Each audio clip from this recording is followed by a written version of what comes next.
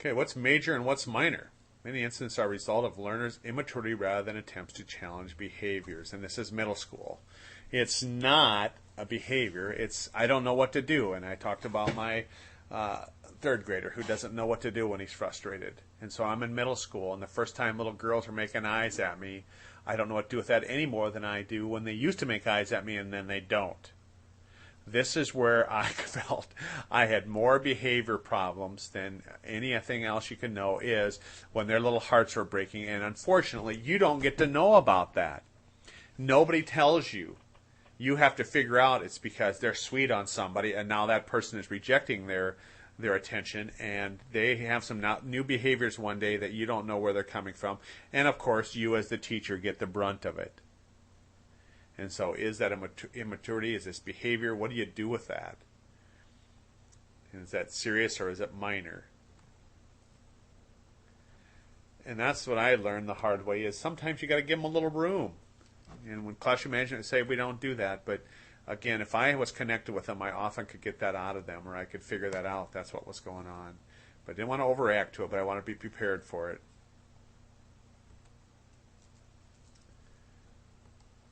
So they choose. Yeah. And that's why you want to have a plan and have this set up so it's not because you're bad and you don't like them. It's because our rule is when you do this behavior, this is what happens. Okay. Object is to help learners to see relationship between inappropriate behaviors and consequences. And again, I practice this at home. That here's the rule. If one of the things, okay, this is going to sound funny. If you don't put your towel away after your bath at night, you don't get a bedtime snack. And it really helps with success. Now we have one that still struggles with that a little bit and gets pretty mad when they forget to put the towel away and they don't get their snack, but it helps them. They see that connectiveness. And so what's the consequence if you're talking when I'm talking? What's the consequence if you don't have assignments or if you don't have something or whatever your classroom rules are, what are those consequences?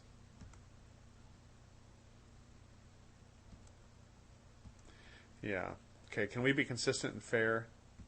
Let me give you my thing. Well, let me just look at this.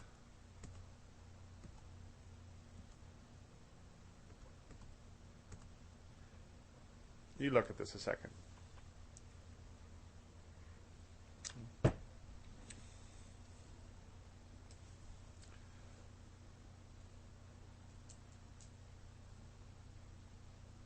Now, what about fair? Here's my speech on fair.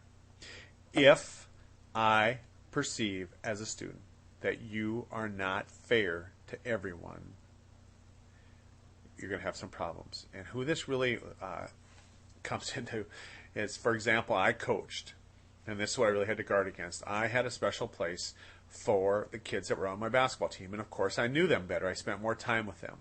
I really had to be aware in my classroom not to have any favoritism for them. Now, does that sound like a harsh word, favoritism? But I found if I wasn't aware, I had more tolerance for their behavior than I did for other kids. Now, can you imagine what kind of a classroom that creates if the student senses that I have more tolerance for some than I do others? And I think it's really hard for coaches, but it can be for other teachers. For example, the little girl in front, you're the writing teacher, and you love to write, she loves to write, and she's there every day, and she does perfect work, and she gets a little more lenience for talking and messing around than the kid that struggles. And so that's why it has to be consistent and fair. And it says that this is what it's really about, that you have those same rules for everybody. And you have to teach about this. This is why. And that's what classroom management is about, teaching also. Why is this important? Not because I'm an authoritative dictator that's going to rule with an iron hand, because I feel so strongly about teaching this subject, I don't want to waste a minute.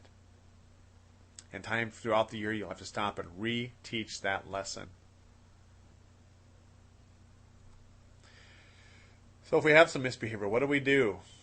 Okay, we have this plan. If this happens, we're going to have this. It has to fit the circumstances, and you have a range from mild to severe. Okay, must have continuum of severity. And let me tell you what happens if you don't have a continuum. When I was teaching the treatment center, we got a new teacher in one of the rooms one year.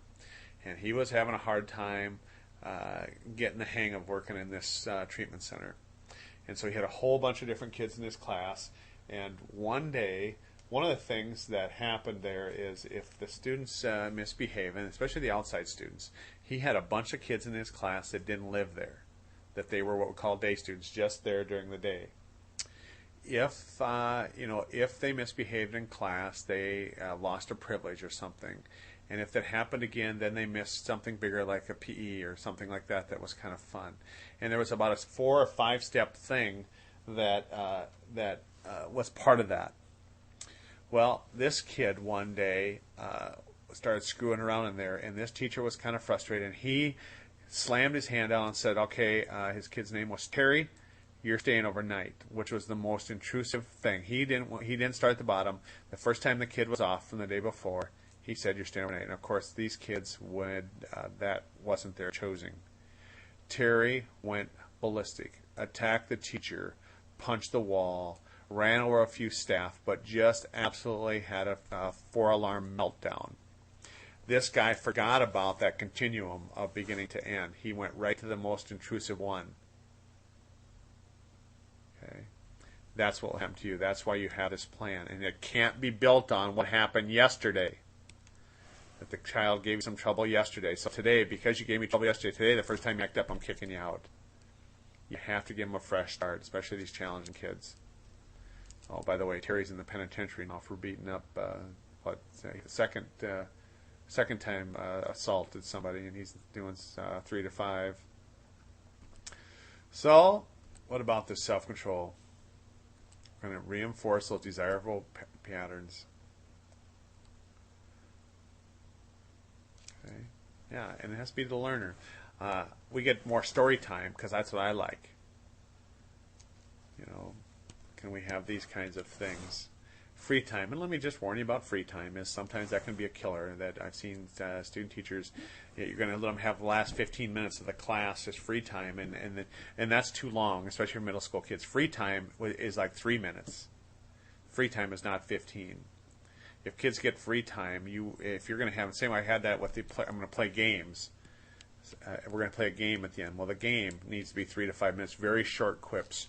Otherwise, that unstructured time, especially in middle school, is too challenging.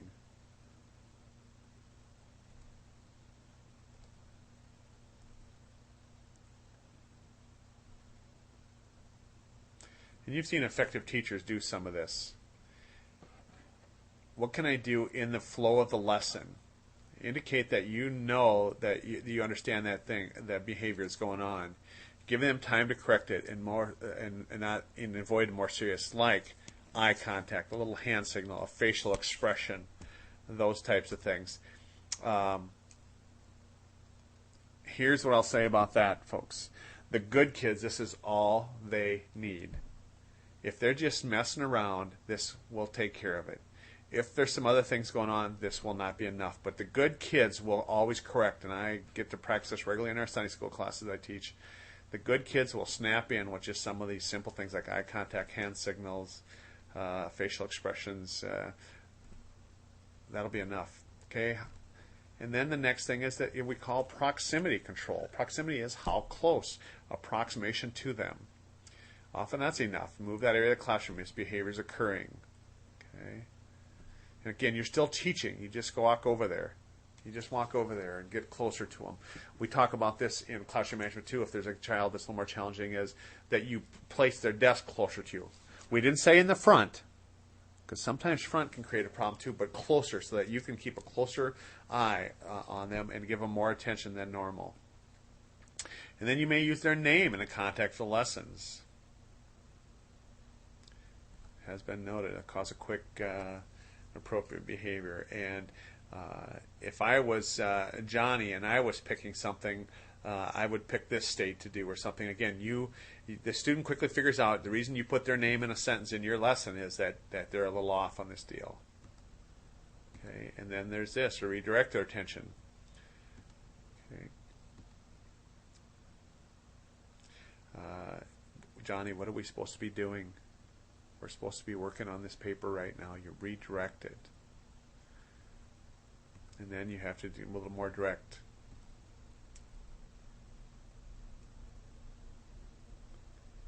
To redirect attention.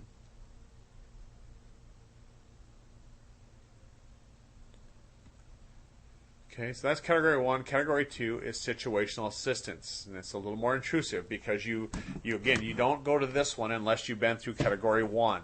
But you tried category 1, being closer, proximity, those types of things, and it didn't seem to make a difference. And so now we go to category 2.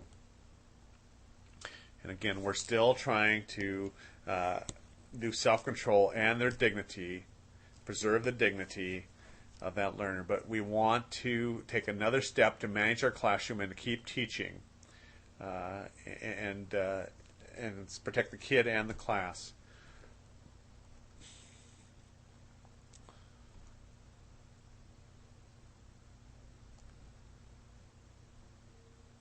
And students know, other students in the class will know, this will not be a surprise that this is going on. They'll know if this kid is just being disruptive or isn't doing what they're asked to do. And so you step over, you whisper a quiet word, and then you return to your lesson and see if that's enough to get them going. And you may have to stop and use a voice loud enough for class to hear and remind them, what does our rule say about talking about someone else has taught you, asking a question? Again, the good kids, this will be enough. They'll get it together. They'll get going. It's the challenging kids that are mad at you or mad at something, got something on their heart that's not visible, that'll have a challenge with this. And so sometimes you have to move them. Different seat, another part of the room. And no kid likes this for the most part. This is pretty intrusive.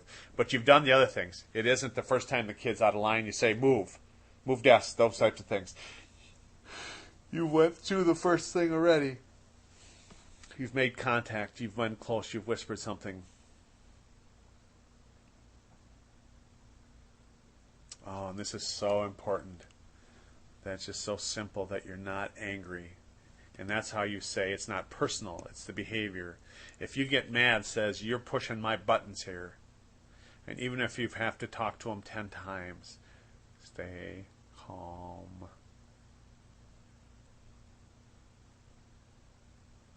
Yeah, and again, when I get together later, let's hear what's on their heart, hear what they have to say. And that's what I found. When I'd get a hold of them later, often they would share that this is going on, or this is going on in my life, or something like that. So the next step, by name, using clear, direct, authoritative voice, no nonsense tone. I mean business character. Okay. Johnny, I'm going to ask you to get back to work, put that down and put it away, and stay on task. That you all have this voice, you all know that voice, but you let them know that now we've hit a line here. The next line is going to be more unpleasant. And again, that'll be enough to turn them back.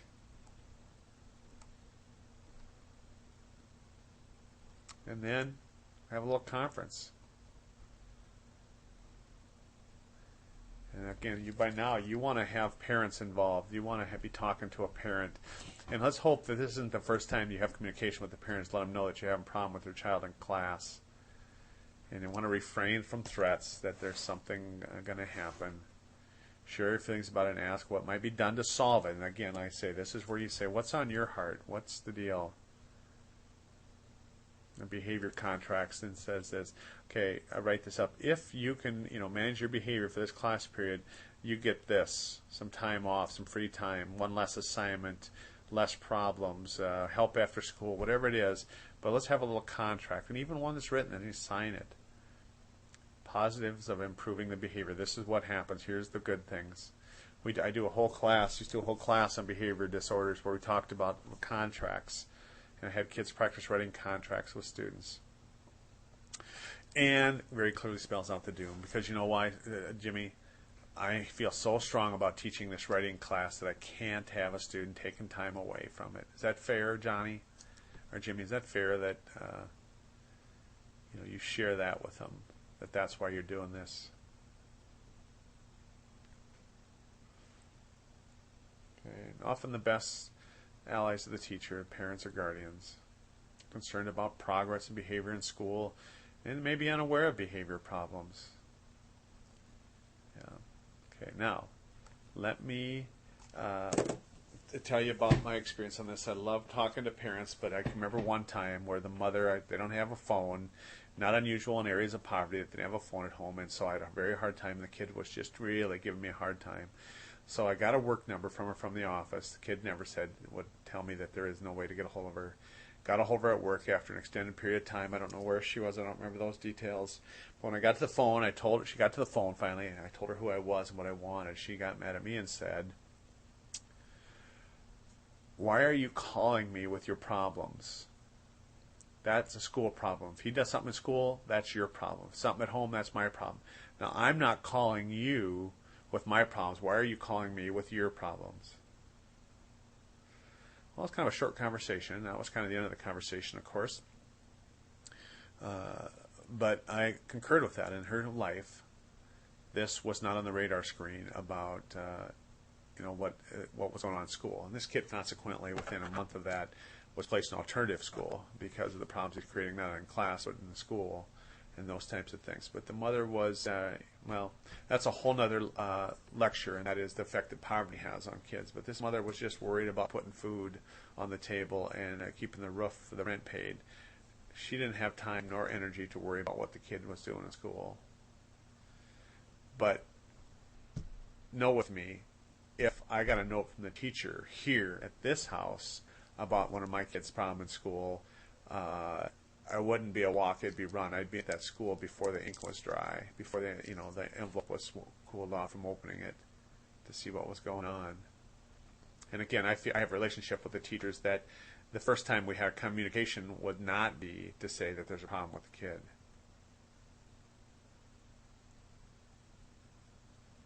The thing with not assigning blame to is that it's us. What can we do? Not you. You never assault. And this is what often, that's what that parent felt, that I was saying that she was doing something wrong. It was her fault. And she took it very personal. And that's what you want to be careful of. Okay, the category 3, we did 1 and 2, and now we get a little farther. Only after categories 1 and 2 have been tried with no or limited success, you go to category 3. And this is where it's a very serious behaviors. And so now we have to do something.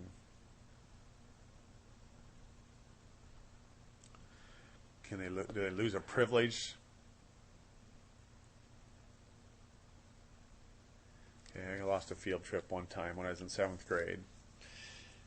I'm not going to share what it was, but it was way out of line, and me and 2 other buddies never got to go on the field trip at the end of the year. They were gone a whole day, and we got to stay in school and do schoolwork. So, and as you can tell, it left a little impact on me, a little mark on my life that I'm still kind of sore about it. And because I did value it as a privilege. And I never got it back, but I mean the next year I could go if I behaved.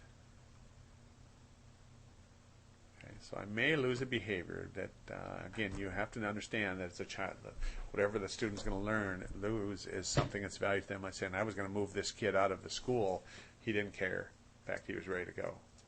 That was not a concern to him either. Go to alternative school, and he did a lot better there. Oh, by the way, he too was in prison.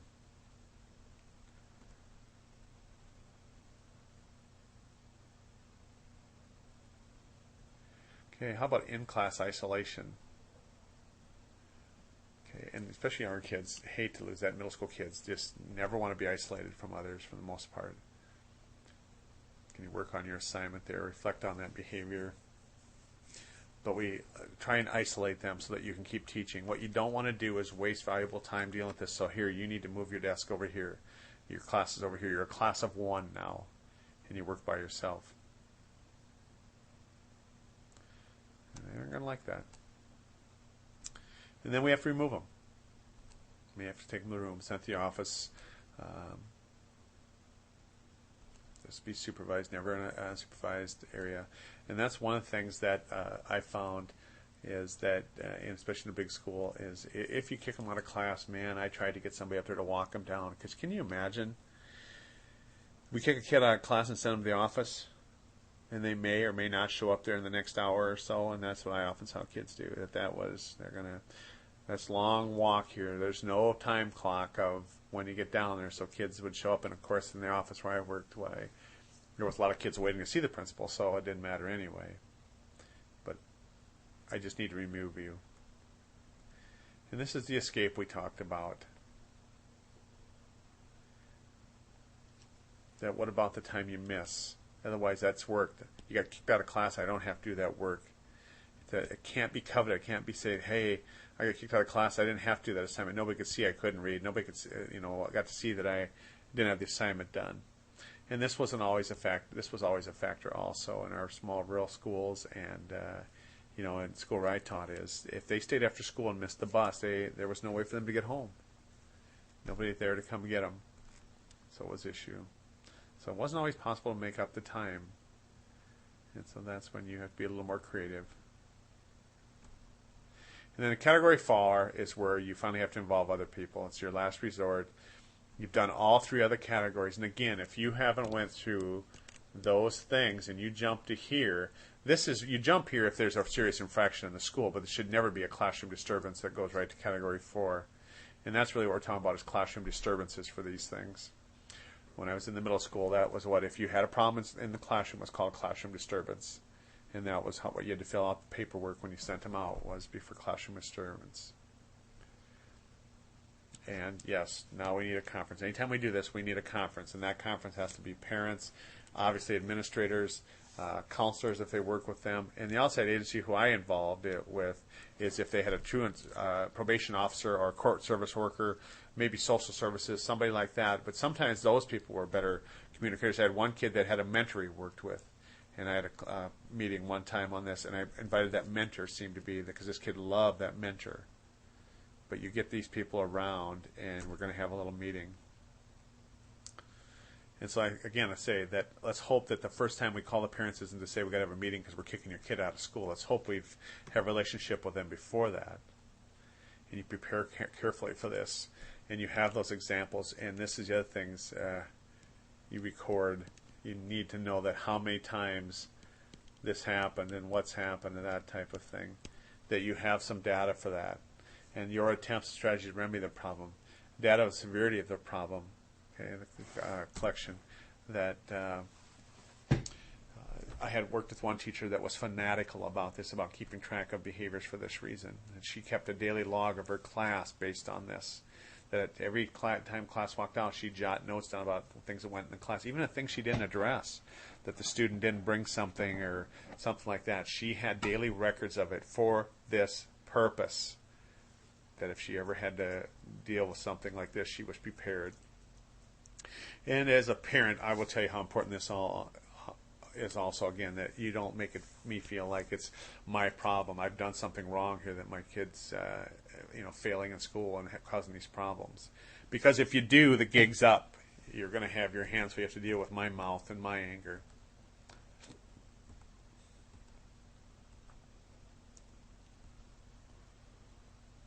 You might have a behavior plan if they get to stay. Yeah, and I did that too, that they couldn't get along with the teacher. I transferred them to another class.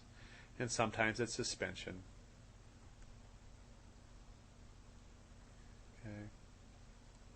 That's ultimately. And let's hope that you don't have to deal with this over a classroom disturbance, over something happening in your classroom.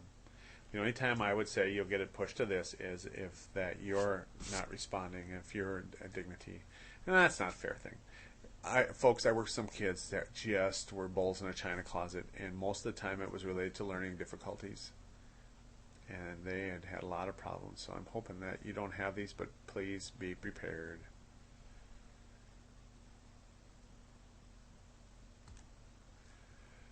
Okay, that's the end of Lecture 2.